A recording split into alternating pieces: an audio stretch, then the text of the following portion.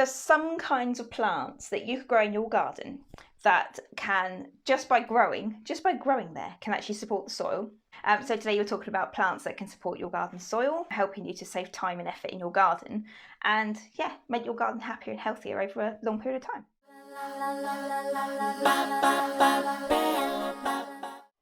Welcome to today's, or this week's, Natural Gardening Live with me, Josie Rainbird, your natural gardening coach. So your garden soil is the foundation of your garden. It's how your plants get the nutrients and moisture that they need to stay happy and healthy. So learning to support your garden soil is actually an incredibly proactive way of making garden care easier for you in the long run. Comment below if you've heard of a group of plants called dynamic accumulators.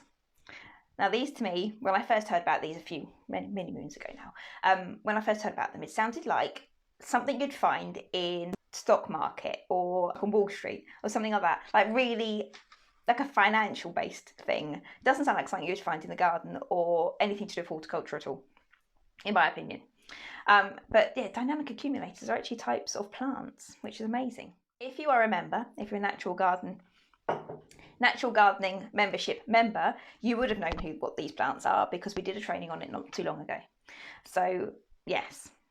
So if you do know what they are, or if you don't know what they are, if you do know what they are, comment below. Tell me if you've got any growing in your garden. If you don't know what a dynamic accumulator is, they are a collection of plants or group of plants that collect the nutrients up from the soil, store them in their roots and their leaves, and to reuse later on in the year or when they need it to access later. It's like their little larder. So they store the nutrients up.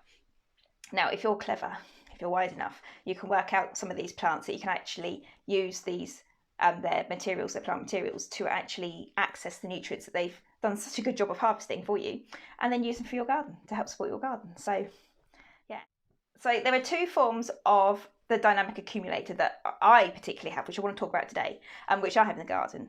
And I would hazard a guess that you have got at least one of these two in your garden, if not both of them in your garden at home. They're everywhere. And even if you walk down the street or through the woods or wherever you live, you're going to have at least one of these growing. I can say, yes, I would say at least one of these. So the two forms of dynamic accumulator that I would use in the garden to support my garden are stinging nettles and comfrey. I've got both of these growing in the garden, but I can hazard a guess you've probably got stinging nettles growing in your garden, or at least somewhere in your neighbourhood there is a patch of stinging nettles somewhere. So stinging nettles and comfrey.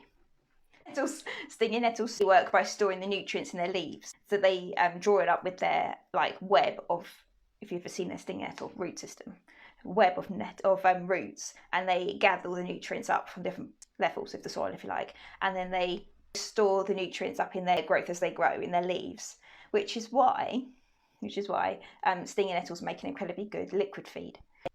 If you haven't tried it, it's very easy to do, but it does smell, and it's an incredibly good high nitrogen and has potassium as well in it, but high nitrogen liquid feed. Very good for early season growth. Tomatoes love it. Absolutely perfect for tomatoes.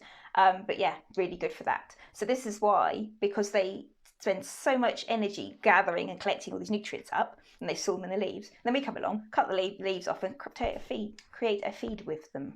So very effective. Comfrey works in a very similar way, but it has a tap root rather than a web of roots. So it has a nice tap root to it, so a thicker fibrous root. Then it goes down into the subsoil. I'm going to try not to get too technical on this, but I want to give you an idea of how it works. Down into the subsoil, and then they gather up the nutrients that most plants won't, their root systems won't reach that deep. So they will gather up all different nutrients as well, and then store them in the tap root and then up into the leaves. So then you can access the nutrients that they've stored by trimming the leaves. And again, you can use them for like a liquid feed, like with nettles, soaking them, make like a weed soak, and then make a liquid feed that way. Or they're very effective if you use them as a green mulch. So chop the leaves up. You can do this with a lawnmower if you want to, which is great, but I haven't got big enough paths, so I can't do that. Lay all the leaves down on the path and then run the mower over them, and it kind of chops the leaves up, which is very effective. But a pair of shears works just as well, I'd imagine. It's fine, that's what I would use. So cut the leaves up into like smaller pieces, because the more surface area that you've got, the more they're going to break down and release the nutrients. So then you can use and just leave them on the surface. They'll rot down into the soil, and then they'll condition your soil that way. This is just a couple of ways of how these dynamic accumulators can actually benefit your soil, but it's not the way that I am thinking of for them growing. Now, with both of these plants, as I say, you can make a nice liquid feed. So just saying this. But the way that they can actually improve the soil by growing in the soil, just by existing in the soil, is when they start to die back. As they die back, they start to release the nutrients that they gathered, only a little bit of it, because they'll use the nutrients, especially the taproot, the comfrey, they'll use the nutrients to regrow the next year. But as they die back, they release a little bit of this nutrients that they've gathered into the soil, and then that will then feed the plants living around them, which is really kind, very kind of them. It just spreads the love a little bit, feeds the plants living around them, and that will then condition and improve the soil as well. So they've done all the hard work of collecting all these nutrients up, and then they will release a little bit back out again at the end as they die back.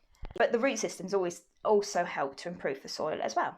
So the nettles with their web of roots, I challenge you, go and find a nettle patch, and with pair of gloves, decent gardening gloves, because you get stung otherwise, just pull one of the spaces up, if you like, pick a little one, and you can see, you can follow the root system, and it'll just come up and it'll go for miles. You can follow it, but you can see the webs they just go off for days.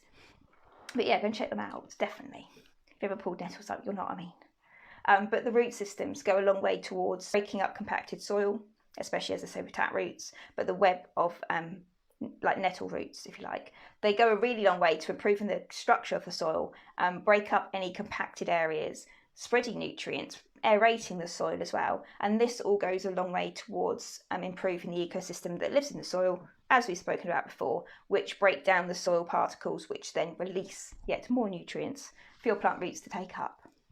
So it all works in like a nice little system going on there. They go from the collecting the nutrients up to releasing the nutrients. You can use the plants to make your own feed as well, and then still leave some leaves to keep the plant growing over time. So you've got your nutrient, your liquid feed, you've got your root system doing the work, releasing the nutrients that goes, breaking the soil up and improving the ecosystem in the soil. What more can you ask for? Seriously. So if you want to learn anything more about the way dynamic accumulators work, feel free to join me in the membership. The training's still in there, along with the resources and all the different content I've created on dynamic accumulators. I'll leave the link for you to check that out. As I say, it's there for you to read and learn from. That's perfect. Now, the next group of plants, this is the final group of plants because it's quite vast as well. The next group of plants I have spoken about before. So the Legume family, they have an innate ability, very unique ability really, to fix nitrogen from the air, take it from the air, and fix nitrogen into the soil with little nodules that they make on their roots. So they're a very clever family of plants. Now this works for all of the Legume family, not just peas and beans, all of the Legume family. So it's amazing. So if you've got anything in the pea and bee family growing in your garden, sweet peas is the obvious choice, but I also have lupines growing in the garden as well, because I love lupines and they just look lovely. But they have the same thing. They have nodules on the roots which fix nitrogen into the soil. Nitrogen is incredibly important for new and continuous green growth as well. So leaves, stems, that sort of thing. So they're really good for that. So if you've got plants that grow in your garden that are actively fixing nitrogen into the soil, so releasing nitrogen out over time into the soil, to keep feeding the soil and keep feeding the plants around them, that saves you a lot of feeding. It saves you going around every couple of weeks, feeding them with your nettle liquid feed, or keep on top of them to keep them happy and healthy. It's doing it for you over time, and you get to enjoy the plants as well, because you've planted them there. As I say, lupines are perennial, so they just keep coming back year after year. I plant sweet peas anyway, as a rule, so every year I have a sweet pea plants growing around the garden, so they're quite happy, but they're not perennial. But yes, so if you've got, as I say, you've got lupines growing in the garden, you don't have to worry about them. They just keep coming back year after year. So it's amazing. But as I say, anything in the pea and bean family, in the legume family, have this ability, and they make incredibly good ways of feeding your garden without having to worry about feeding your garden.